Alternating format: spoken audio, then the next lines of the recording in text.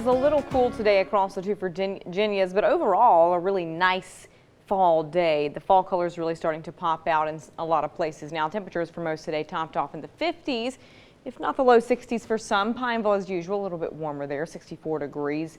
Bluefield though, the Mercer County Airport got up to 55. Beckley hit 58 degrees, and the winds have really calmed down too. It was breezy, at least for the first part of today, and I know a lot of people kind of kept the jacket with them, and it is going to get even colder tonight, so that winter coat actually may be a good idea as you're heading out the door early tomorrow morning. So the kids at the bus stop, if you're heading out to work early in the morning, make sure you are bundled up at first. Since the sun has gone down, many of us have started to drop, and I'm expecting more 30s on the board tonight than we saw last night. Most of us have already dropped into the 40s, and look at Burke's Garden, well on its way to freezing. I'm definitely thinking we'll see some frost there.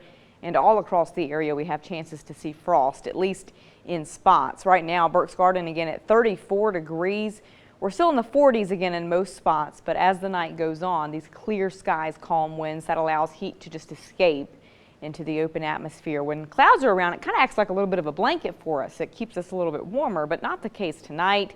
Certainly no rain in the forecast at all. There is a frost advisory out for good portions of the viewing area. The only reason you don't see that advisory out for Fayette, Raleigh, Pocahontas counties is because the growing season has already ended. But that doesn't mean there won't be frost there. There certainly will be frost in those counties as well. But the growing season is still in effect, at least until this good hard frost ends it. And then we won't see any more frost advisories until next spring when farmers are trying to grow everything again. But that doesn't mean we're not going to be cold. We're just not going to have the headlines every single time it happens, because it's pretty common, of course, for this time of year.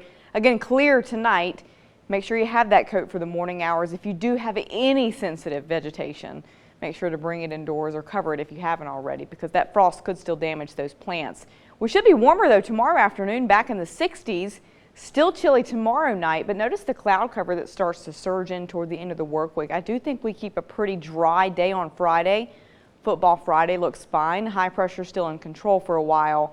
But notice this frontal system creeping toward our area toward the weekend. Our next chance of rain, I'm thinking Saturday.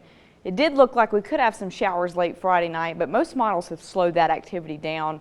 And we look at some rain chances coming in on Saturday, perhaps through Sunday morning.